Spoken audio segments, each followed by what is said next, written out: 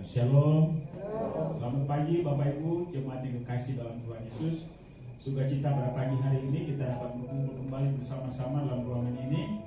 Tentunya ialah bahwa kita sudah mempersiapkan diri kita pagi hari ini bersama-sama kita menghadap hadirat Tuhan untuk memuji, menyembah dan mempersembahkan yang telah kita persiapkan. Biarlah kita memberikan yang terbaik bagi kehormatan kemuliaan bagi nama Tuhan pada pagi hari ini. Baik, sebelum kita memulaikan ibadah pada pagi hari ini, saya mengajak kita untuk masing-masing bersatu kepada Tuhan, berdoa minta kepada Tuhan supaya Tuhan dapat melawat kita hari ini, dan Tuhan juga memberkati kita secara bersama-sama, baik dengan firman Tuhan yang akan disampaikan, dengan puji-pujian, dan lebih daripada itu, biarlah nama Tuhan dipuji dan dimuliakan. Mazmur nomor 150 ayat 1 sampai dengan ayat yang ke-6 berkata, Haleluya, pujilah Allah dalam tempat kudusnya, pujilah Dia dalam cakrawalanya yang kuat, pujilah Dia karena segala keperkasaannya, pujilah Dia sesuai dengan kebesaran yang hebat, pujilah Dia dengan tiupan sangkakala, pujilah Dia dengan gambus dan kecapi, pujilah Dia dengan rebana dan tari-tarian, pujilah Dia dengan peraih kecapi dan seruling, pujilah Dia dengan ceracap yang berhenti, pujilah Dia dengan ceracap yang berentang. Dialah segala yang bernafas. Hari ini adalah minggu yang terakhir dalam bulan ini, dan kita akan menyanyikan semua pujian dari lagu Kemenangan Iman. Ya. Kita mempersiapkan Kemenangan Iman nomor 13. Ya, Yesus yang Maha Mulia. Saya undang kita semua untuk bangkit berdiri.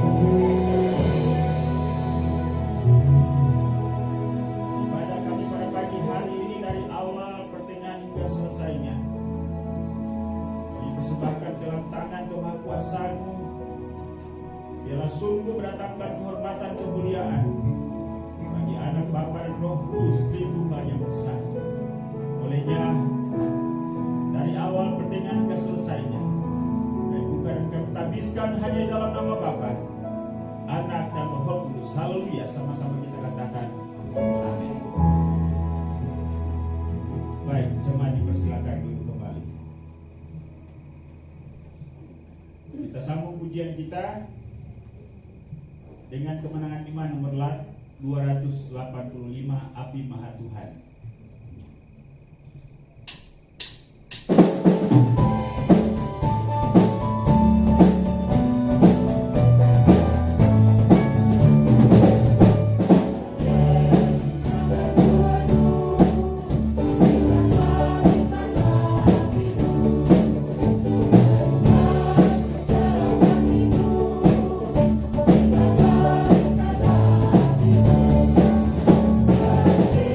Kita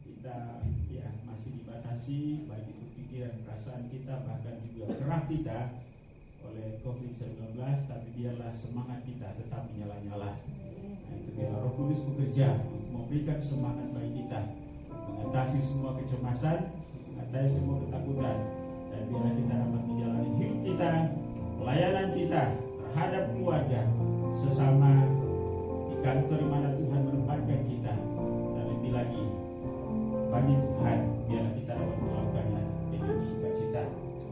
Baik, pada pagi hari ini kita akan memberikan persembahan kita kepada Tuhan.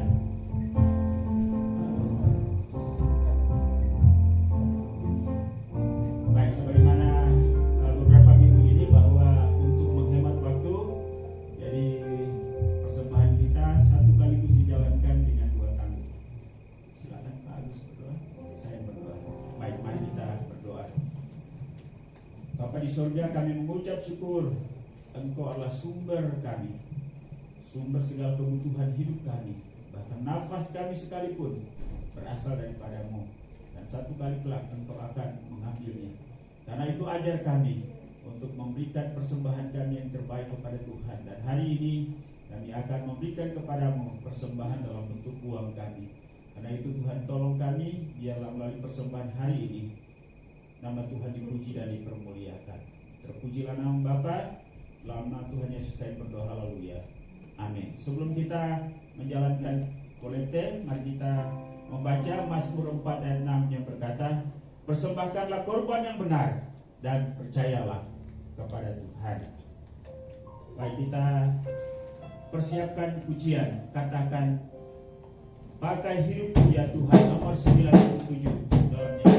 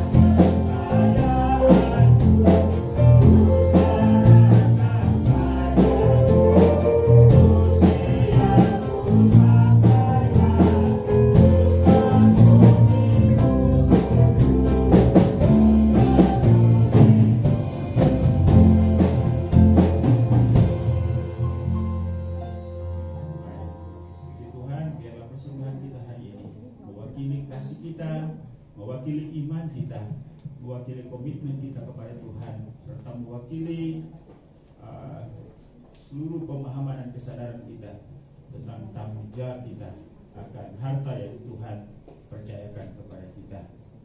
Baik, hari ini kita akan mempersiapkan diri kita untuk mendengarkan firman Tuhan. Firman Tuhan menjadi rema, menjadi kekuatan, bahkan menjadi dasar dalam hidup kita untuk hidup dalam rencana dan tujuan Allah. Karena itu mari pagi hari ini kita masing-masing berdoa kepada Tuhan, biarlah Tuhan berbicara kepada kita untuk meneguhkan kita, dan sehingga kita dapat melaksanakan kehidupan dan tugas tanggung jawab kita dalam hal menantikan kedatangan Kristus yang kedua kali. Saya undang kita semua untuk bangkit berdiri, kita nyanyikan nomor 263 dalam nyanyian kemenangan iman. Rindukan kau hari ini bagi semua berkat-Mu, penuhilah pialamu hari ini.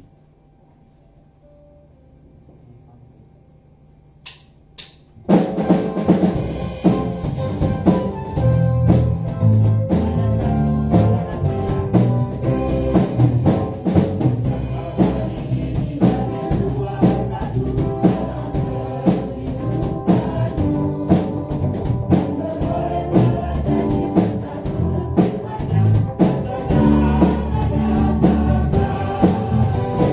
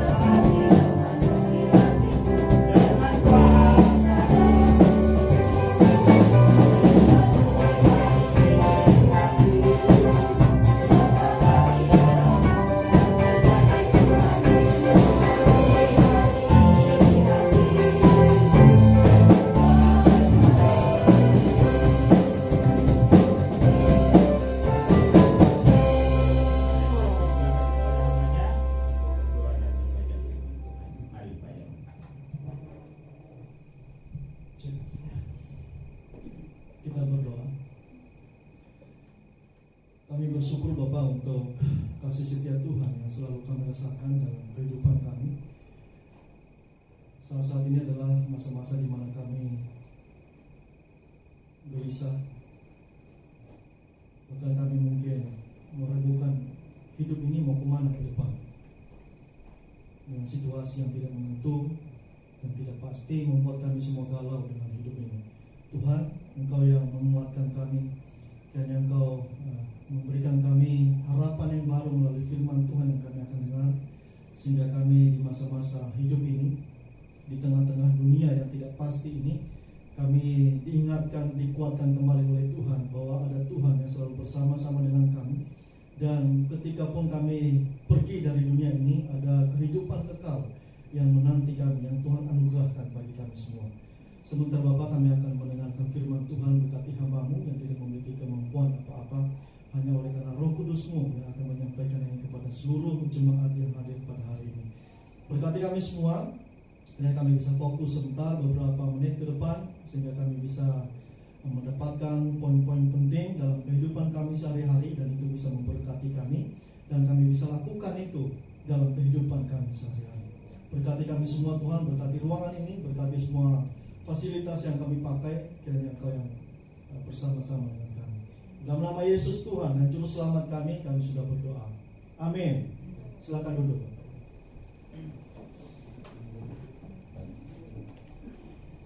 Shalom. Apa kabar? Luar biasa. Ya, kita bersyukur kepada Tuhan karena kita bisa sampai hari ini lagi dan kita semua sehat. Itu hal yang luar biasa. Kita sudah kemana-mana, puji Tuhannya kita semua sehat. Jujur saya kemana-mana pun juga takut sebenarnya. Jadi masker pun saya tumpuk di tas, bisa sampai selusin gitu ya. Sampai semua masker saya bawa gitu. Siapapun orang yang saya ketemu, pasti saya curigai jangan-jangan orang ini ada virusnya gitu ya. Itu hanya untuk bertahan hidup sebenarnya. Kita nggak tahu, siapapun yang kita ketemu, kita nggak tahu siapa yang terinfeksi. Nah, kita bersyukur. Sebelum saya menyampaikan firman Tuhan, saya berterima kasih untuk dukungan doa Bapak Ibu semua untuk acara saya minggu lalu, dan juga Pak Gembala, Ibu Wahyu, anak-anak juga yang sudah hadir. Sekali lagi terima kasih banyak, dan juga kepada seluruh jemaat yang memberikan dukungan kepada saya, dan selama ini juga selalu memberikan semangat kepada saya untuk bisa bangkit kembali. Ya, hari ini kita akan belajar satu bagian firman Tuhan yang masih serial, mempercepat kedatangan Sang Raja. Saya percaya bahwa kita sudah 4 minggu belajar tentang bagian ini, maka kita minimal ada satu poin lah yang membuat kita akan melakukannya, dan kita renungkan itu dalam kehidupan kita sehari-hari. Nggak mungkin masuk minggu terakhir ini dan satu poin pun kita nggak ngerti apa maksudnya mempercepat kedatangan Sang Raja. Saya percaya bahwa Bapak Ibu sudah punya satu poin yang akan dilakukan dalam kehidupan ini. Setuju? Kita lupa semua selama 4 minggu yang lalu, Bapak Ibu. Ya, kita berharap enggak ya. Jadi melayani Sang Raja, di serial terakhir ini adalah melayani Sang Raja. Bagaimana kita mempersiapkan diri kita untuk kalau tiba-tiba Tuhan datang, gitu ya. Tuhan berkata bahwa Dia akan datang, cuma Dia nggak kasih tahu kapan waktunya. Sehingga kalaupun ada orang yang mengklaim tanggal segini, bulan segini, tahun segini, itu omong kosong pasti. Bapak Ibu nggak perlu gelisah dengan itu, karena Yesus saja berkata, saya nggak tahu, hanya Bapa di sorga yang tahu. Jadi kalau ada orang yang bikin rumus segala macam, ada Paulus kedua, setelah Paulus pertama, Paulus kedua gitu ya, dan itu semua nggak benar ya. Sampai 2012 yang lalu juga kita ditakut-takutin 2012 akan begini begitu, buktinya nggak ada sampai hari ini gitu ya. Nah, tetapi yang paling penting adalah kita mempersiapkan diri kita kapanpun Tuhan hadir. Amin. Sedikit ya. Amin, Bapak Ibu. Ya, kalau tiba-tiba Tuhan datang nanti sore, Bapak Ibu sudah siap? Siap. Oh, luar biasa. Cuma Ibu pria yang siap. Sekali lagi saya tanya, kalau tiba-tiba Tuhan datang minggu ini, apakah Bapak Ibu sudah siap? Siap. Oh, Satu survei Bapak Ibu, satu survei oleh Barna Research, kemarin Pak Kepala juga ikut. Mereka pernah mensurvei seluruh hamba Tuhan di beberapa negara, dan mengejutkan, orang yang paling takut mati ternyata banyak hamba Tuhannya. Ya, itu belum jemaatnya yang di ini, belum jemaat. Baru hamba Tuhan dulu yang ditanyai, apakah sudah siap mati atau yakin nggak masuk surga. Ternyata mengejutkan Bapak Ibu, banyak hamba-hamba Tuhan yang ternyata nggak siap, gitu ya. Tetapi saya percaya bahwa jemaat di GKI Marturga semua siap kapanpun Tuhan datang. Aminnya dikit banget. Memang nggak bisa nggak bisa dibohongi. Kita nggak siap, gitu ya. Tetapi mau nggak mau kita harus siap dengan belajar ini. Kita akan belajar di Matius pasal 25 ayat 31 sampai ayat yang ke-36. Tetapi saya akan baca kepada kita dulu di ayat 31 sampai 33. Pasti bagian ini salah satu yang cukup familiar dengan kita, tetapi bagian ini adalah bagian yang serius, yang mesti harus kita dalami dengan baik dan kita harus lakukan, Bapak. Ayat 31 sampai 33, firman Tuhan berkata demikian. Apabila Anak Manusia datang dalam kemuliaannya dan semua malaikat bersama-sama dengan dia, maka ia akan bersemayam di atas takhta kemuliaannya. Lalu semua bangsa akan dikumpulkan di hadapannya, dan ia akan memisahkan mereka daripada seorang, sama seperti gembala memisahkan domba dari kambing. Dan ia akan menempatkan domba-domba di sebelah kanannya dan kambing-kambing di sebelah kirinya. Jadi ini menceritakan masih bagian di pasal 25 ini adalah di mana Tuhan Yesus sedang memberitahukan kepada pendengarnya tentang akan kedatangannya yang kedua kali sebagai hari penghakiman. Nah, Bapak Ibu Saudara kasih oleh Tuhan, ketika kita menantikan kehadiran atau kedatangan Sang Raja, maka ada beberapa hal yang perlu kita persiapkan dari diri kita. Namanya Raja. Kalau kedatangan Sang Raja, itu artinya persiapannya perlu kematangan yang baik sekali. Coba perhatikan protokolernya Pak Jokowi kalau mau kemana-mana. Jadi waktu itu di stasiun Kebayoran Lama, Pak Wapres itu mau datang, dan itu seminggu sebelumnya mereka sudah bersih semua, dibersihkan, nggak boleh ada yang kotor-kotor, nggak boleh ada yang jualan, nggak boleh ada motor di situ. Kemudian satu hari sebelumnya intel di mana-mana tuh, mereka semua di situ. Kemudian pagi-pagi semua pas pampres ada di mana-mana gitu, sampai kita takut gitu, jangan-jangan kita ditembak nanti ya, maklum orang awam begitu. Mereka di mana-mana pegang laras panjang gitu, tahu aja pas pampres ya mukanya serem gitu. Dan mereka di mana-mana mempersiapkan kehadiran Pak Wapres. Ngapain? Cuma lewat doang di stasiun begitu, dan dipersiapkan semua. Nggak ada lagi yang jualan di situ, nggak ada angkot yang lewat. Selama ini banyak preman di situ, semua tiba-tiba hilang.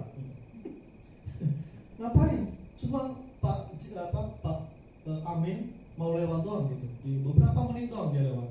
Nah, bayangkan seperti itu nomor 2 di Indonesia persiapannya. Sekarang kita bayangkan kehadiran Sang Raja di atas segala raja. Memang ini kadang-kadang susah kita bayangkan ya. Ini apaan sih? Saya lebih masuk kalau kita berbicara tentang Pak Jokowi misalnya. Saya lebih masuk karena penjagaannya ketat dan itu jelas. Kalau Tuhan yang datang, ya terserahlah gitu ya. Saya pikir begitu, karena nggak ada hukuman yang secara nyata kita dimarah-marahin. Misalnya kita melewati batas yang sudah dikasih, kalau ada presiden dan kita dimarahin pampres kalau kita lewatinya. Nah, kalau Tuhan datang, nggak ada yang begitu. Tetapi resikonya jauh lebih besar daripada itu. Nah, kita perlu mempersiapkan diri kita sebagai orang-orang yang percaya kepada Tuhan. Tadi di pasal 31 sampai 33 dikatakan bahwa pada saat dia datang, dia akan memisahkan domba dari kambing. Nah, itu hanya pemakaian istilah saja. Nah, saudara kasih oleh Tuhan, di sini jelas dikatakan di 33, dia menempatkan domba-domba di sebelah kanannya dan kambing-kambing di sebelah kirinya. Itu belum selesai masalahnya di situ. Kalau cuma penghakimannya cuma begitu, enak banget dong, cuma masalah kanan atau kiri. Masalahnya nggak sampai di situ, nanti kita akan lihat, gitu ya Bapak Ibu ya. Jadi di ayat 33 itu belum selesai dramatisirnya ya, belum sampai di puncaknya. Jadi baru dipisahkan ya, kira-kira mukanya mirip-mirip kambing lah, sebelah kiri. Mukanya mirip-mirip domba, sebelah kanan, ya. Nah, ada beberapa hal yang perlu kita persiapkan di dalam melayani Sang Raja. Karena dia akan menilai beberapa hal di dalam kehidupan kita. Sang Raja adalah Yesus Kristus. Oleh karena itu kita perlu tahu apa yang perlu kita persiapkan di dalam hidup ini. Apa yang kira-kira Tuhan akan nilai di dalam hidup kita nanti. Jadi ada 3 poin hari ini yang kita akan pelajari. Yang pertama adalah kesetiaan melayani dalam melayani. Kesetiaan kita di dalam melayani. Kalau kita perhatikan di ayat yang ke-34, di sana dikatakan, dan raja itu akan berkata kepada mereka yang di sebelah kanannya, mari, hai kamu yang diberkati oleh Bapakku, hai kamu yang diberkati oleh Bapakku, terimalah kerajaan yang telah disediakan bagimu sejak dunia dijadikan. Wow, ini udah dikasih gift nih mereka ya, dikasih hadiah. Kamu layak nih untuk menerima atau layak untuk dapatkan tempat di kerajaan sorga. Dari situ aja kita lega ya, kalau kita duduk di sebelah kanan. Yang sebelah kiri ini deg-degan nih. Ini mau kemana nih kita? Apakah kita di teras rumah, atau mungkin di dapur, atau mungkin di gudang gitu ya, atau mungkin nggak di mana-mana gitu. Kita ada tempat yang lain. Nah itu bagian yang cukup melegakan bagi yang dipersilakan oleh Tuhan, tetapi bagi orang yang tidak dipersilakan itu menakutkan. Nah, sesuai kasih oleh Tuhan, saat ini hampir orang-orang nggak suka dengan pengajaran akhir zaman, karena ada beberapa orang yang nggak setuju, yang nggak percaya bahwa akhir zaman itu akan ada, gitu ya, ada orang tertentu, dan ada juga yang percaya bahwa akhir zaman akan ada. Nah, oleh sebab itu sekarang hampir jarang kita dengar tentang penghakiman ya. Orang lebih suka mendengarkan hal-hal yang baik dalam hidup ini. Tetapi ini bagian yang penting untuk kita persiapkan. Nah, saudara yang kasih oleh Tuhan, alasan penilaian Sang Raja atas semua yang mereka lakukan terhadapnya dinilainya sebagai pelayanan yang benar. Jadi Tuhan menilai pelayanan yang mereka lakukan. Nah, kira-kira orang-orang yang Tuhan persilakan ini di ayat 34, apa sih yang mereka lakukan sampai mereka berhak untuk masuk ke dalam kerajaan surga? Kita perhatikan di ayat yang ke-35. Ini dia. Sebab ketika aku lapar, kamu memberi aku makan. Ketika aku haus, kamu memberi aku minum. Ketika aku seorang asing, kamu memberi aku tumpangan. Kemudian di ayat 36, ketika aku telanjang, kamu memberi aku pakaian. Ketika aku sakit, kamu melawat aku. Ketika aku di dalam penjara, kamu mengunjungi aku. Itu hal-hal yang biasa menurut kita ya sebenarnya. Memberi orang yang lapar makanan, memberi orang minum, orang-orang yang haus. Kemudian memberikan tumpangan bagi orang asing. Kemudian memberikan pakaian kepada orang-orang yang gak punya pakaian. Kemudian melawat orang-orang yang sakit, mungkin menjenguk, mendoakan. Kemudian mengunjungi orang di dalam penjara. Ini sebagian yang Tuhan Yesus kasih tahu ke kita, gitu ya. Itu hal-hal yang bersifat sosial, gitu. Nah, itu salah satu yang Tuhan kasih tahu bahwa kamu layak masuk ke dalam kerajaan surga karena kamu melakukan hal-hal ini. Nah, memang kita nggak perlu terjebak juga dengan dalam bagian ini. Tetapi ini adalah buah dari iman kita kepada Kristus.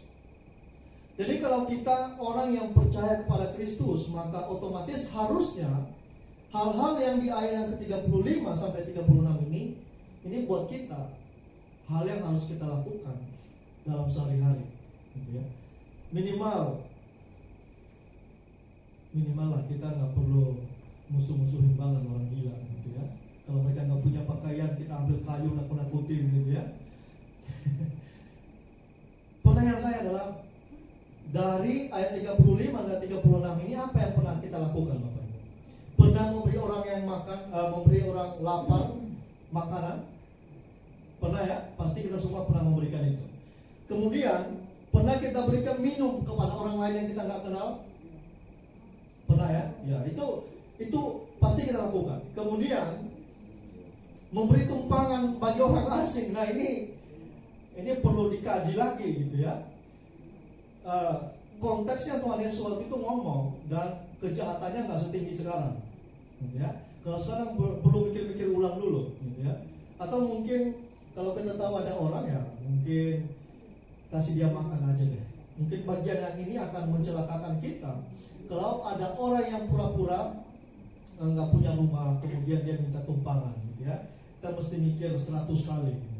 Karena sekarang itu modusnya banyak. Pura-pura miskin, pura-pura nggak punya rumah, tahu-tahu mau membunuh orang yang punya rumah, gitu ya. Nah, tetapi kita pasti diberikan hikmat oleh Tuhan.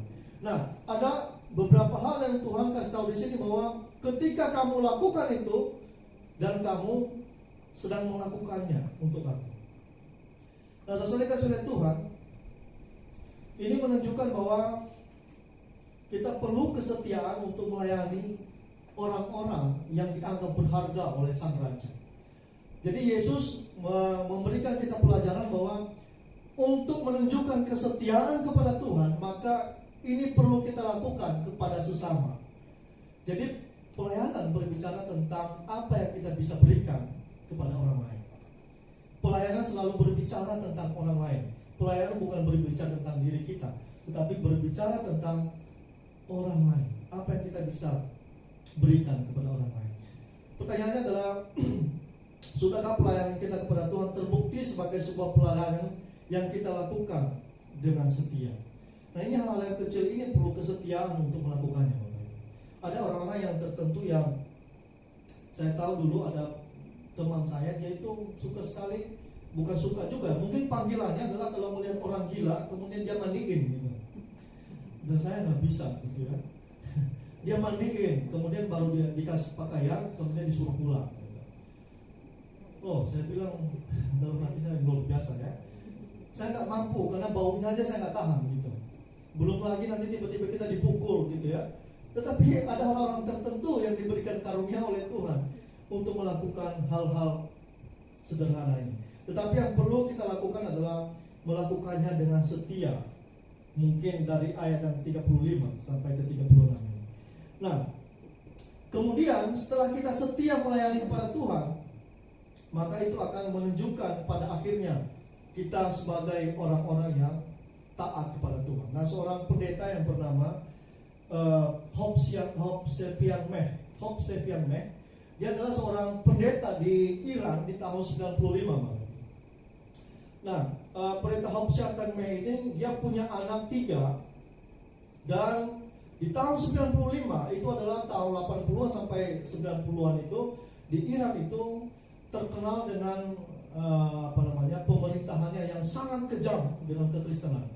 Jadi siapapun yang ketahuan itu akan dibantai sama mereka.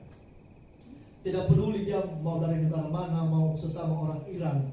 Nah, pendeta Hope Sefian Meh, susah banget namanya, Hope Sefian Meh, dia itu berkebangsaan, mereka dari Amerika, mereka asli Iran. Kemudian dia selalu menentang pemerintahan yang sewenang-wenang dengan orang-orang Kristen di sana. Dan pasti saja dia mendapatkan ancaman.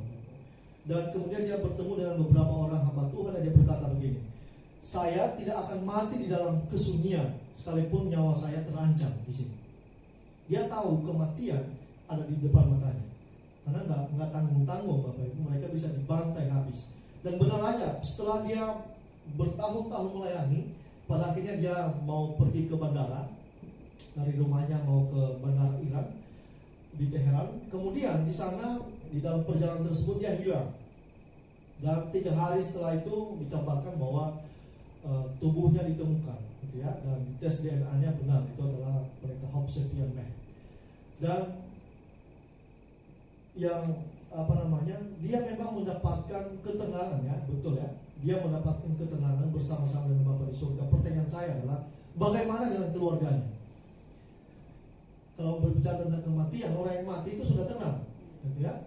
Jadi kita nggak perlu bilang, udah orang itu sudah tenang kok, kamu nggak perlu nggak perlu nangis-nangis. Iya, saya tahu dia tenang. Saya nggak tenang nih masalahnya, gitu ya. Nah, bagaimana dengan keluarganya? Puji Tuhan ya Bapak Ibu, keluarganya, anak-anaknya dan istrinya, mereka kemudian dipindahkan ke Amerika dan mereka melayani via satelit dari Amerika, dan mereka berkata, kami sudah siap dengan segala konsekuensi yang dihadapi oleh Papa, karena kami tahu Papa itu dia melayani dengan setia, dengan totalitas, bahkan nyawanya pun dia nggak takutkan, gitu ya. Dia nggak peduli dengan nyawanya karena dia yakin dengan apa yang dia beritakan, dan yang dia beritakan pun itu tidak merusak kebangsaan, tetapi dia sedang memberitakan tentang kabar baik dari Kristus. Dan puji Tuhan ya, keluarganya Hope Sequoia Mac sampai hari ini mereka melayani dari Amerika via satelit. Bayangkan orang-orang seperti ini memberikan kita gambaran kesetiaan, bahwa banyak orang yang setia kepada Kristus meskipun dalam situasi yang sulit. Bapak Ibu saudara kasih oleh Tuhan, mungkin kita nggak seperti Hope Sequoia Mac, kita nggak perlu ke Iran sana, kita nggak perlu menantang maut juga. Tetapi dalam kehidupan kita sehari-hari, sudahkah kita setia melakukan apa yang firman Tuhan katakan? Poin yang kedua adalah ketulusan kita dalam melayani Tuhan. Jadi apa yang dinilai sang raja ketika dia datang ke dunia ini, ketika dia datang kedua kali adalah ketulusan kita di dalam melayani. Apa sih itu ketulusan? Ketulusannya berbicara tentang kita melakukan satu hal dan kita nggak perlu mikir macam-macam yang lain-lain, ya. Kalau kita diberikan penghargaan, syukur. Kalau kita nggak diberikan apresiasi, ya syukur. Kalaupun diberikan apresiasi, ya terima kasih, ya. Itu namanya ketulusan. Tetapi namanya nggak tulus adalah ketika kita mungkin melayani, kita kemudian dikritik dan kita mulai putus asa. Kita nggak mau melayani lagi, nah kemungkinan itu kita perlu pertanyakan, gitu ya. Tapi memang ada orang tertentu yang gampang tersinggung. Tetapi kita perlu belajar. Di poin yang kedua ini adalah ketulusan kita di dalam melayani sang raja. Nah kita baca saya akan baca di ayat yang ke-37 sampai ke-39. Maka orang-orang benar itu akan menjawab dia, katanya, Tuhan. Jadi tadi ada orang-orang yang sudah diberikan kesempatan oleh Tuhan, dan Tuhan berkata, kalian sudah melakukan apa yang saya perintahkan. Nah, kemudian mereka tanya kepada Tuhan begini. Maka orang-orang benar itu akan menjawab dia, katanya, Tuhan, bila manakah kami melihat engkau lapar, dan kami memberi engkau makan atau haus, dan kami memberi engkau minum? Bila manakah kami melihat engkau sebagai orang asing dan kami memberi engkau tumpangan, atau telanjang dan kami memberi engkau pakaian? Bila manakah kami melihat engkau sakit atau dalam penjara dan kami mengunjungi engkau? Yang menjadi uniknya adalah orang-orang ini, mereka nggak sadar bahwa kebaikan yang mereka lakukan adalah mereka sedang lakukan itu adalah kepada Tuhan. Nah itu luar biasa, ya. Jadi apa yang mereka lakukan sebelumnya ternyata mereka lakukan untuk Tuhan. Nah kita nggak tahu Bapak Ibu dalam keseharian kita, dalam pekerjaan kita sehari-hari, mungkin kita di pasar, di kantor, ataupun kerja online, pelayanan online, ataupun kita belajar dari online.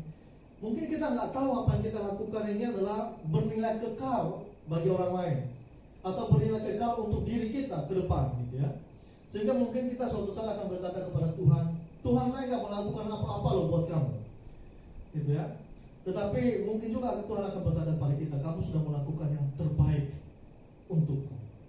Pertanyaannya adalah, sudah nggak kita melakukan nilai-nilai kekekalan di dalam pekerjaan kita sehari-hari?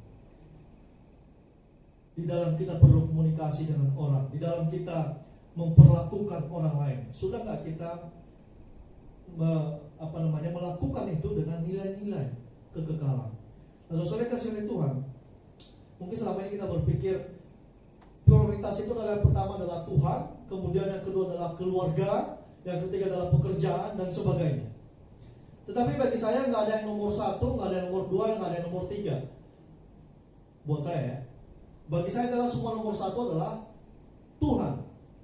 Kalau kita ibaratkan mungkin ada dus di sini, ada dus besar, dan kita katakan itu adalah Tuhan. Dan Tuhan, di dalam Tuhan itu ada semua kegiatan kita di dalam. Di dalamnya ada keluarga, ada teman, ada pekerjaan kita, ada kesibukan kita, ada pelayanan kita, ada studi kita di dalam. Dan semua ada di dalam. Jadi yang mana prioritas kita? Hanya satu adalah Tuhan. Nggak ada nomor 2, nggak ada nomor 3, nggak ada nomor 4. Semua kita libatkan. Kita libatkan Tuhan dalam keluarga kita. Kita libatkan Tuhan dalam pekerjaan kita, dalam pelayanan kita. Kita libatkan Tuhan dalam bermain musik sekalipun. Semua kita libatkan Tuhan, sehingga dalam 1 minggu, dalam 24 jam yang kita lakukan, semua ada Tuhan di dalamnya. Dan semua bernilai kekal. Nah, sesuai kasih oleh Tuhan, kita perlu renungkan lagi. Mungkin kita bermain musik, bermain gitar, abang pemain gitar yang hebat ya. Mungkin dalam setiap petikannya pun di dalamnya ada nilai-nilai kekekalan. Hatinya memuji Tuhan sambil memetik gitar ya. Jadi semua hal bisa kita berikan nilai kekekalan di dalamnya. Nah, sesuai kasih oleh Tuhan, pelayanan kita dinilai oleh Sang Raja, dan pelayanan yang tulus itu akan kelihatan nanti di akhirnya. Pasti ketulusan dengan yang tidak tulus suatu saat akan kelihatan. Tergantung. Biasanya kalau ada masalah akan kelihatan yang mana orang-orang yang tulus, yang mana yang tidak. Yang mana yang benar-benar melayani, yang mana yang tidak. Pasti suatu saat akan ketahuan gitu ya, pada saat ada masalah. Nah, saudara kasih oleh Tuhan, itu adalah bagian yang kedua, ketulusan kita di dalam melayani Sang Raja. Kemudian di ayat 40 dia berkata, dan Raja itu akan menjawab mereka, aku berkata kepadamu, sesungguhnya segala sesuatu yang kamu lakukan untuk salah seorang dari saudaraku yang paling hina ini, kamu telah melakukannya untuk Tuhan sedang menunjukkan dirinya, representasikan dirinya sebagai orang yang paling hina. Kalau mengasihi orang-orang yang kaya, orang yang cantik, orang yang cakep, punya banyak hal, punya talenta, gampang nggak mengasihinya? Gampang banget, dan itu membanggakan. Kalau kita berteman dengan orang yang punya skill luar biasa bermain musiknya, kita bertemannya pasti senang. Atau kita berteman dengan orang-orang yang pintar, komputernya bagus, pergaulannya bagus, dia punya jabatan yang bagus, itu enak kita untuk berteman dengan dia. Tetapi untuk melakukan hal yang baik bagi orang yang hina, itu gak gampang. Itu sebabnya Yesus merepresentasikan dirinya sebagai orang yang paling hina di dunia ini. Bagaimana mungkin ya raja kemudian menyamakan dirinya orang yang paling hina? Nah, itu dia sedang menguji hati kita sebagai anak-anaknya. Nah, saya kasih oleh Tuhan, sudahkah pelayanan kita kepada Tuhan terbukti sebagai sebuah pelayanan yang kita lakukan dengan tulus dan untuk melayani sesama kita? Jadi ketulusan kita adalah ketulusan kepada Tuhan dan kepada sesama. Poin yang ketiga, Bapak Ibu, adalah cara pandang kita di dalam melayani. Di ayat ke-44 itu dikatakan, lalu mereka pun akan menjawab dia, katanya, Tuhan, bila manakah kami melihat engkau lapar?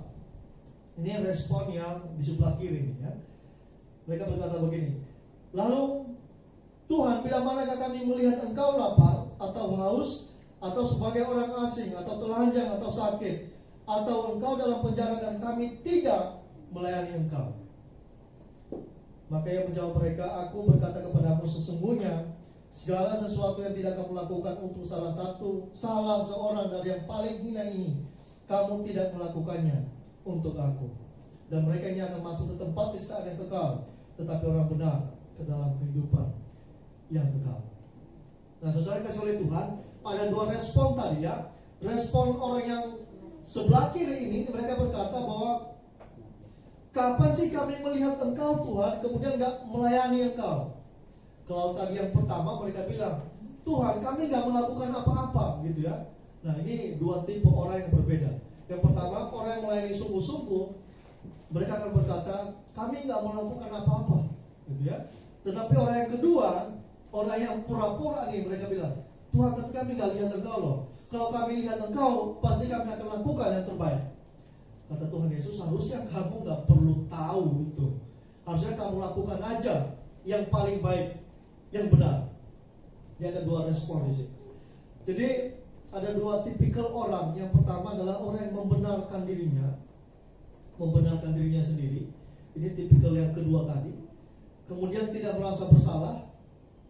Kemudian tipe yang pertama tadi, mereka adalah orang yang sudah melakukan hal yang baik dan mereka juga sudah melayani dengan maksimal. Nah, saudara kasih oleh Tuhan, kita bagian yang mana? Apakah kita orang-orang yang sudah melakukan hal-hal yang terbaik, hal-hal yang benar untuk Tuhan, dan kemudian mungkin kita nggak sadar bahwa apa yang kita lakukan adalah hal yang benar di hadapan Tuhan. Atau mungkin kita pura-pura nggak tahu nih, harusnya saya lakukan Tuhan kalau saya tahu itu adalah Tuhan sendiri, ya. Nah, tapi Tuhan Yesus di bagian ini dikatakan Tuhan Yesus nggak mau tahu alasannya apa. Sayangnya di sini nggak ada pembenaran diri lagi, nggak ada silakan berikan pledoimu, gitu ya. Kalau di di ruang sidang, silakan sampaikan, silakan datangkan saksi. Kalau di sini nggak, Yesus berkata kamu tidak melakukannya untuk aku sedikitpun. Dan ke-46 dikatakan, dan mereka akan masuk ke dalam tempat siksaan yang kekal, tetapi orang benar ke dalam kehidupan yang kekal. Nah, saya kasih oleh Tuhan 3 poin hari ini, kiranya ini bisa mengingatkan kita kembali bagaimana kehidupan kita di dalam Tuhan. Apa yang kita perlu persiapkan untuk menyambut Sang Raja. Yang pertama adalah kesetiaan kita dalam melayani. Yang kedua adalah ketulusan kita di dalam melayani. Dan yang ketiga adalah cara pandang kita dalam melayani Tuhan. Saya nggak tahu apa khususnya para pelayan ya. Saya nggak tahu apa cara pandangmu tentang pelayanan yang kita lakukan di mimbar ini. Saya nggak tahu. Kita sebagai singer, sebagai pemain musik, saya nggak tahu apakah kita bernyanyi, bermain musik hanya sekedar karena dipanggil Om Anton gitu ya. Kita dijadwalkan. Nah, sudahlah, daripada nggak enak sama Pak Gembala, kita datang aja deh. Toh juga di rumah nggak ngapa-ngapain, datang aja lah. Tapi saya berharap bahwa di balik apa yang kita lakukan ada motivasi yang benar yang kita persembahkan untuk Tuhan. Kita kalau bicara motivasi, kita nggak bisa ukur Bapak Ibu. Nggak ada yang tahu isi hati orang, gitu ya. Hanya Tuhan yang tahu. Apa yang kita bisa lihat, apa yang di depan mata kita yang bisa kita lihat. Nah, tetapi mari kita koreksi diri kita masing-masing. Apakah pelayanan yang kita lakukan adalah pelayanan yang kita pikirkan untuk bernilai kekal di dalam. Saat kita pencet touch piano dan kita memuji Tuhan di dalam hati kita dan sebagainya. Nah, saudara kasih oleh Tuhan, ini akan menentukan bagaimana persiapan kita untuk menyambut Sang Raja. Terakhir, saudara kasih oleh Tuhan, seorang ibu-ibu sedang berjalan dalam satu dekat rumahnya. Kemudian dia berjalan. Dalam perjalanan tersebut dia melihat ada ular yang kebakar, gitu ya, dalam apinya. Kemudian dia mengangkat ular tersebut dan ular itu mematuk dia. Dan setelah mematuk ular tersebut, ular itu kemudian lari lagi ke api itu kembali.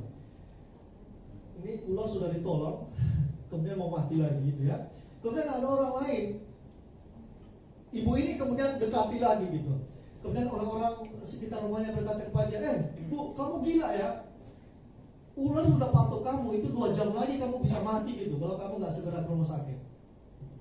Kemudian ibu itu dia nggak peduli, kemudian dia ambil kayu, dia angkat ular tersebut, dia untuk untuk melepaskan dia dari api itu. Kemudian ibu itu ngomong kepada orang-orang itu, saya tahu ular itu hakikatnya dia diciptakan untuk mematuk orang-orang yang orang atau siapapun yang berada di luar dirinya atau yang mengancam dia gitu. Dan itu akan membahayakan bagi orang lain. Tetapi saya sebagai manusia yang Tuhan ciptakan, saya adalah seorang yang penuh dengan kasih, dan itu adalah hakikat saya. Oleh karena itu, walaupun ular ini mematok, itu tidak mengurangi sedikit pun tujuan hidup saya untuk mengasihi ular yang berbisa itu. Nah, saudara kasih oleh Tuhan, mungkin kita ketemu dengan orang-orang yang menyebalkan dalam kehidupan sehari-hari. Ingat bahwa Tuhan ciptakan kita sebagai gambar dan rupanya untuk mengasihi orang-orang yang menyebalkan ini. Jangan sampai karena orang-orang di sekitar kita nggak menyenangkan, kemudian kita menjadi tawar hati, menjadi tidak bisa melakukan apa yang Tuhan perintahkan kepada kita. Mungkin orang-orang sekitar kita seperti seekor ular tadi. Orang yang berbisa, kita ganggu sedikit, maki-maki kita, hina kita. Tetapi saya berharap bahwa kita semua seperti ibu yang tadi, kita semua diciptakan oleh Tuhan dengan punya sifat menolong, mengasihi dalam keadaan sesulit apapun. Jadi biarlah kita mempersiapkan diri kita dengan baik, dengan motivasi yang benar dalam pelayanan, sehingga pada akhirnya nanti ketika Sang Raja datang, kita nggak perlu takut, kita nggak perlu gelisah apa yang perlu kita persiapkan, karena semua sudah kita persiapkan dengan baik. Amin, Bapak Ibu. Para pemusik silakan Bapak. Nah, saya mau memberikan tantangan buat kita selama 1 minggu ini. Jadi ambil handphonenya Bapak Ibu, handphonenya silakan ambil, kemudian tulis di note-nya, ada note memo biasanya. Silakan buka handphone, jangan buka Facebook dulu Bapak Ibu ya. Silakan ambil handphonenya, dan saya minta Bapak Ibu catat satu bagian penting atau hal kecil yang bernilai kekal yang Bapak Ibu mau lakukan minggu ini kepada siapapun. Satu hal, komitmen yang akan dilakukan sebagai bentuk persiapan kita menyambut Sang Raja. Dan lakukan minggu ini, mungkin memberi orang aqua gitu ya, atau memberikan pakaian kepada orang gila yang lewat depan rumah kita, atau hal-hal yang lain yang bersifat bernilai kekal. Silakan dicatat Bapak Ibu supaya nggak lupa. Oke, kalau sudah dicatat, saya berharap Bapak Ibu lakukan minggu ini satu hal saja yang terkecil, yang mungkin sepele buat kita, tapi kita lakukan itu buat Tuhan. Anggap saja orang yang diberikan itu adalah Tuhan yang sedang lewat di depan rumah kita. Jadi mari kita lakukan untuk itu. Mari kita bangkit berdiri.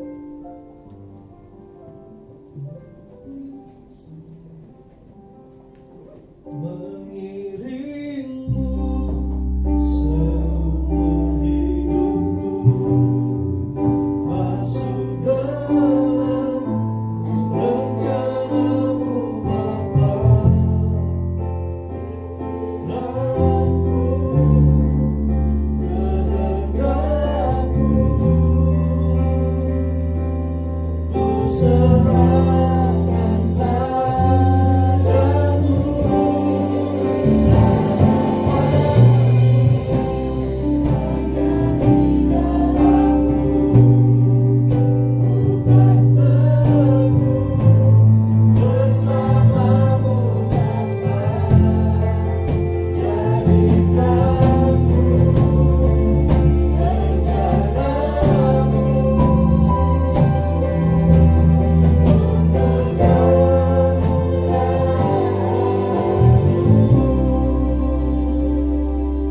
Bapak di surga, kami sudah belajar di siang pagi hari ini bagaimana kami mempersiapkan diri kami untuk menyambut Sang Raja yang akan menjemput kami untuk masuk dalam kekekalan bersama-sama dengan Bapa di surga.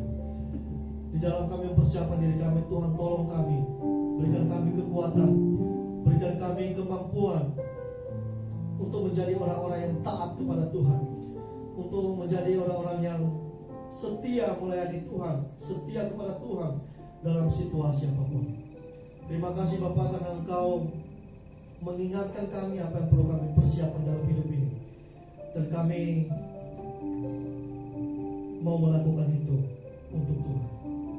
Terima kasih Bapak, kami tahu kami kadang-kadang susah untuk melakukannya, tetapi dengan pertolongan Roh Kudus kami akan tetap lakukan yang terbaik yang kami bisa lakukan untuk Tuhan. Berkati kami semua yang hadir pada hari ini Tuhan, kiranya Engkau yang menolong, memelihara kami, sehingga kami bisa melewati satu pekan ke depan dengan pertolongan Tuhan, dan kami melakukan setiap aktivitas kami dengan penuh dengan nilai-nilai kekekalan di dalam kehidupan. Terima kasih, di dalam nama Yesus Tuhan Juru Selamat kami sudah berdoa. Amin. Silakan duduk.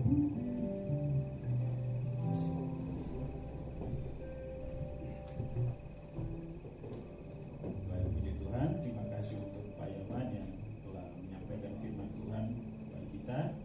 Materi firman Tuhan tentang melayani Sang Raja telah berakhir hari ini, namun saya berharap bahwa kita mengingat materi pelajaran kita dalam bulan ini, mempercepat kedatangan Sang Raja. Dan hari ini kita telah belajar bagaimana kita menyadari bahwa Tuhan menilai kita terhadap apa yang kita lakukan, kesetiaan, ketulusan, cara pandang kita terhadap pelayanan. Saya berharap bahwa kalau kita bisa melakukan sesuatu, mari kita lakukan dengan satu kesadaran bahwa kita melakukannya untuk Tuhan, termasuk kepada orang-orang yang orang anggap tidak pantas untuk kita layani. Ya, kadang-kadang kita mau melakukan sesuatu untuk orang yang baik, sedangkan orang yang jahat kita anggap bahwa ya tidak pantas untuk kita layani. Hanya Tuhan yang memberikan penilaian kepada kita. Bahkan kadang-kadang ya kita bisa melakukan sesuatu, kita bisa, tetapi kita menolak. Ingat, Tuhan menilai sikap kita. Jadi ya siapapun kita, kita terbuka di hadapan Tuhan. Karena itu dialah firman Tuhan yang mengingatkan kita, sehingga kita tidak menolak pelayanan apapun. Kalau kita bisa melakukannya, mari kita lakukan. Saya juga belajar untuk melakukan apa yang kalau saya bisa melakukannya, saya akan lakukan. Ya, biarlah Tuhan memberkati kita. Baik, sebelum kita memusaikan ibadah ini, terima kasih untuk semua pelayanan hari ini. Tuhan Yesus memberkati, dan kita melakukan semuanya ini, dan Tuhan memperhatikan, Tuhan menilai. Yang kedua, terima kasih juga untuk kehadiran Bapak Ibu dan telah mengambil bagian dalam kesempatan ibadah hari ini. Tuhan Yesus memberkati. Selamat ulang tahun untuk Lisa tidak ada ya. Anggia dan Eta, sampaikan salam jemaat untuk Lisa. Selamat ulang tahun. Kita bersyukur bahwa anak kita dalam jemaat ini, Odi kemarin telah berhasil mempertahankan skripsinya ya. Terima kasih, Tuhan Yesus berkati. Untuk minggu depan, ibadah akan berlangsung seperti biasa pada jam 9 pagi. Yang akan menyampaikan firman Tuhan adalah kepala jemaat. Kemudian untuk pemimpin pujian Ibu Wahyu, lalu kemudian singernya Adet dan Jen, kolektan Pak Agus, multimedia Christopher, musik Marturia, Yuser, Ibu Christine. Laporan keuangan minggu lalu ada di Warta. Baik, saya rasa itu saja yang perlu saya sampaikan. Ya, Tuhan Yesus memberkati. Baik, mari saya ajak kita sekalian untuk bangkit berdiri. Kita akan menyelesaikan ibadah kita pada hari ini. Kita angkat pujian dalam nyanyian Kemenangan Iman nomor 288. Jamnya tak engkau tahu, tak seorang tahu jam waktu Yesus kembali, tetapi kenal tanda waktu dan titik yang begitu terang waktu Sultan kembali, tapi jam tak kau tahu.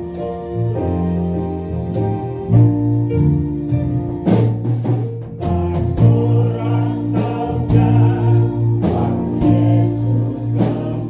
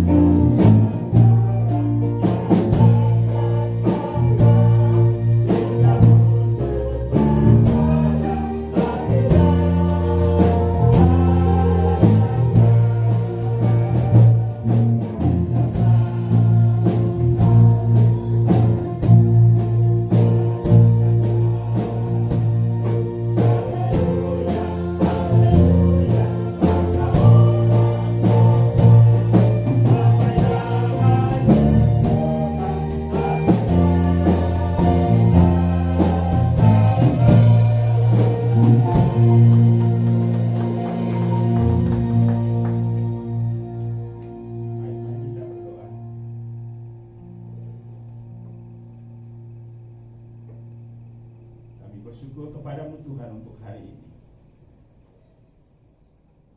Dalam sepanjang bulan ini kami telah belajar apa yang harus kami lakukan dalam tanggung jawab kami sebagai anak-anak-Mu, sebagai gereja-Mu, dalam hal mempercepat janji kedatangan-Mu yang kedua kali.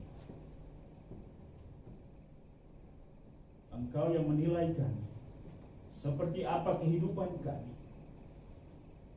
Ampuni kami, selama ini kami terlena dengan kesenangan dunia, keindahan dan kenikmatan dunia ini, sehingga kami lupa bahwa dunia ini adalah tempat persinggahan kami yang sementara. Tetapi tujuan kami yang sejati, yang sesungguhnya adalah rumah Bapa di surga. Mampukan kami untuk bisa membedakan dunia ini dan surga. Kalau orang dunia ini menjadikan dunia ini seperti surga, tapi bagi kami surga yang kekal adalah tempat di mana Allah Bapa bersemayam. Dan satu kali kelak, bahkan tidak akan lama lagi, Yesus akan kembali sebagaimana janjinya, supaya di mana Yesus berada, di situ pun kami berada. Terima kasih untuk keselamatan kekal yang Tuhan anugerahkan. Bahkan tidak hanya itu saja, Engkau tidak hanya menjanjikan surga buat kami, menjadi ahli waris kerajaan surga, tetapi juga Engkau mengangkat kami sebagai mitra kerja-Mu dalam upaya menyelamatkan dunia ini. Tuhan, tolong kami selama ini seperti apa keadaan kami. Apakah kami sungguh-sungguh bekerja untuk kekekalan itu, atau kami hanya terfokus dengan hal yang bersifat sementara? Roh Kudus terus bekerja dalam batin dan pikiran kami. Mampukan kami untuk memandang jauh ke depan, pandangan yang tak terbatas. Terima kasih Bapa di surga, biarlah setiap firman-Mu yang telah disampaikan dari minggu pertama sampai hari ini akan terus diingatkan oleh Roh Kudus, dan akan terus mengubah hidup kami hari lepas hari. Bahwa segala sesuatu yang kami kerjakan, apapun bentuknya, di dalamnya adalah nilai kekekalan. Kami melakukan sesuatu bukan untuk menikmati kenikmatan diri kami. Kami melakukan sesuatu bukan untuk kesenangan kami, bukan untuk kemuliaan kami, tapi kami melakukannya karena kami senang melakukannya bagi Tuhan. Terima kasih Bapa di surga, sekecil apapun, kepada siapapun, sesuatu yang kami lakukan, biarlah kami melakukannya itu bagi-Mu. Bapa di surga, Bapa berdoa untuk pertumbuhan iman rohani kami. Terus Tuhan bekerja, sehingga kami semakin hari semakin dewasa.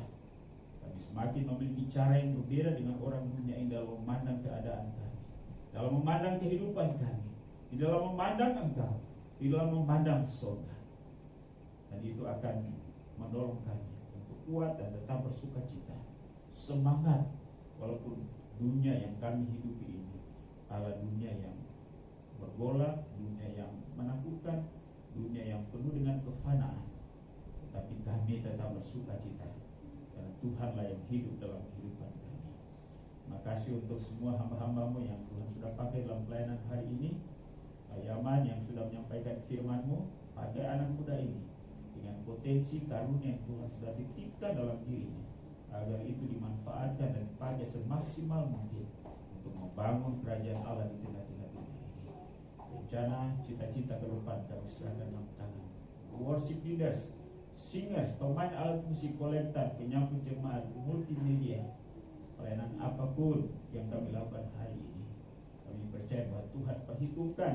Ingatkan kami bahwa Tuhan menilainya juga. Apakah kami melakukannya dengan setia? Apakah memandang pelayanan itu berharga sama seperti Engkau memandangnya? Terima kasih Tuhan. Kami mengucap syukur juga untuk perjalanan kehidupan kami dalam sepanjang minggu ini. Tuhan sudah menyertai di tengah-tengah kesibukan kami, baik di rumah, di jalan, di tempat di mana Tuhan memberi pekerjaan bagi kami. Terima kasih bahwa Tuhan sudah melindungi kami dari virus COVID-19, sehingga kalau kami tetap sehat sampai dengan hari ini, semua karena anugerah Tuhan. Karena itu kami memuji-Mu, kami berdoa juga Tuhan untuk jemaat yang tidak hadir hari ini. Kalau mereka sementara di tempat yang lain dalam tugas, mari Tuhan Engkau sertai memberkati mereka. Pak Thomas dalam tugas penerbangan dimanapun hamba berada, Pak Yo yang ada di Kalimantan, dan Bapak Ibu yang lain, mari Tuhan Engkau memberkati mereka. Demikian juga kami mau berdoa buat mereka yang lemah tubuh, yang sakit, dan melawatan dan jamahan Tuhan. Berdoa buat hamba-Mu untuk Ibu Yuli, mari Tuhan Engkau jamah sembuhkan hamba-Mu. Dan berdoa untuk Ibu Novi dalam kelemahan tubuh, mari Tuhan Engkau jamah sembuhkan hamba-Mu. Demikian pun juga ya Bapak, kami mau berdoa Bapak untuk orang tua kami Pak Ibau yang ada di Samarinda, Pak Chandra Maruhawa. Kami terus juga berdoa untuk Ibu Juwita, adik dari Pak Dharma. Kami doakan Tuhan tolong memberkati, bahkan Pak Argo Adi, Ketua Daerah GKI Denpasar Bali yang kena COVID-19, mari Tuhan Engkau tolong jamah sembuhkan di dalam nama-Mu yang berkuasa.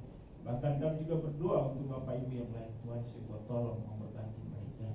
Bapa di surga, kami mengucap syukur bersama dengan anak adik kami Lisa, di mana Tuhan sudah tambahkan usia setahun lagi. Memberkati Lisa dengan umur yang panjang, masa depan yang penuh harapan Tuhan anugerahkan.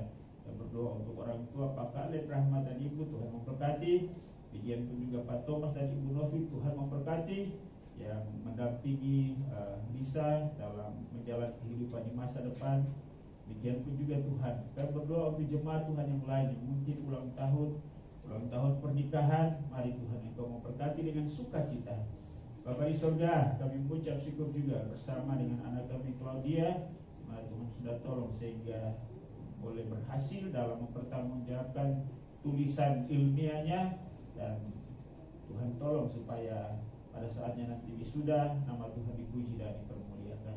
Bahkan ada banyak pengucapan syukur yang lain yang walaupun kami tidak menyebutnya, tapi inilah pujian, syukur dan terima kasih kami kepadamu. Ya Bapa di surga, kami juga berdoa untuk hamba-Mu Pak Yaman dalam rencana untuk membangun kehidupan berumah tangga. Makasih untuk minggu yang lalu Tuhan sudah tolong dalam pelaksanaan lamaran sehingga dapat berjalan dengan segala baik. Pasti Tuhan akan menyertai sampai pada pernikahan nanti. Semua yang dibutuhkan Tuhan Engkau memperlengkapinya sempurna. Terima kasih Bapa di surga. Hari ini juga kami berdoa buat pergumulan jemaat-Mu apapun itu, baik itu persoalan ekonomi, persoalan rumah tangga, persoalan kesehatan, hubungan dan lain-lain sebagainya. Tuhan, Engkau adalah pertolongan kami. Engkau mampukan kami untuk menghadapi dan melewati semuanya dengan ucapan syukur. Terima kasih Bapa. Segala usaha dan pekerjaan jemaat-Mu Tuhan memberkati anak-anak kami yang bersekolah. Mohon hikmat, akal budi, kemampuan dan kesanggupan untuk belajar, baik anak kami yang di TK, SD, SMP, SMU, bahkan perguruan tinggi. Tolong mereka sehingga berhasil dan pada akhirnya nanti mereka boleh mencapai masa depan yang penuh harapan sebagaimana yang Tuhan janjikan. Ya Bapa di surga, pada hari ini juga kami mengucap syukur untuk 33 tahun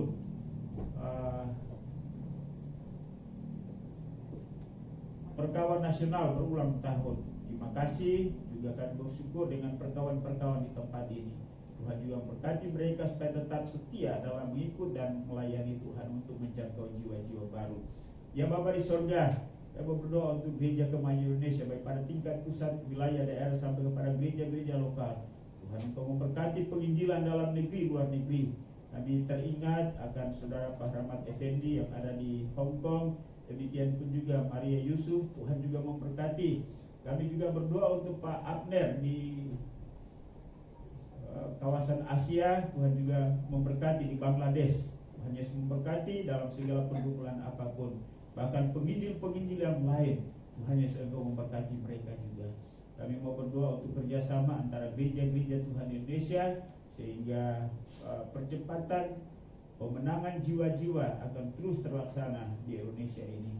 Kami mau berdoa juga Tuhan untuk pemerintah bangsa dan negara kami. Tuhan Engkau tolong Presiden, Wakil Presiden, para menteri, para pejabat negara dari pusat sampai ke daerah, sebuah lembaga tinggi negara, TNI, Polri. Mari mampukan mereka untuk melaksanakan tugas tanggung jawab mereka, khususnya penanggulangan penyebaran COVID-19 dan ancaman resesi ekonomi.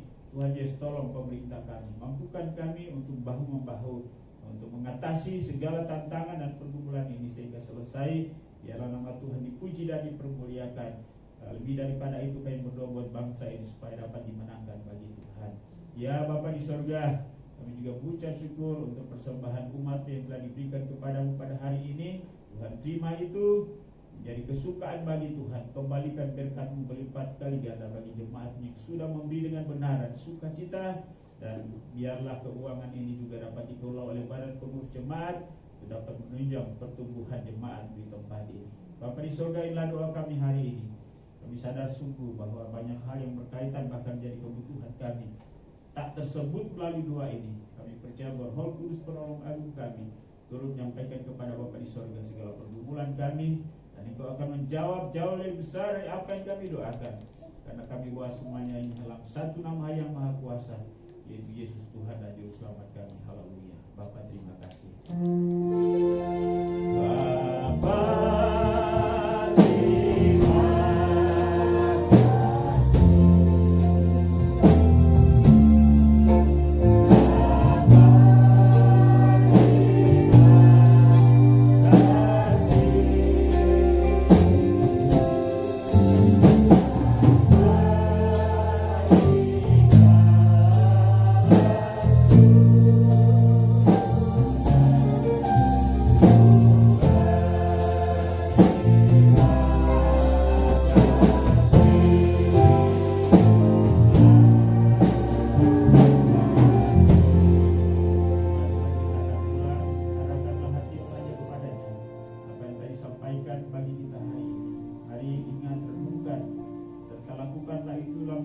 setiap hari. Kasih karunia daripada Allah Bapa, anugerah dan damai sejahtera dalam nama Tuhan Yesus, serta pimpinan penghiburan pertolongan Roh Kudus menyertai kita sekalian hari ini bahkan sampai Maranatha. Yesus datang untuk menjemput saleh-salehnya. Haleluya, sama-sama kita katakan. Amin. Doa kita sudah selesai, silakan duduk.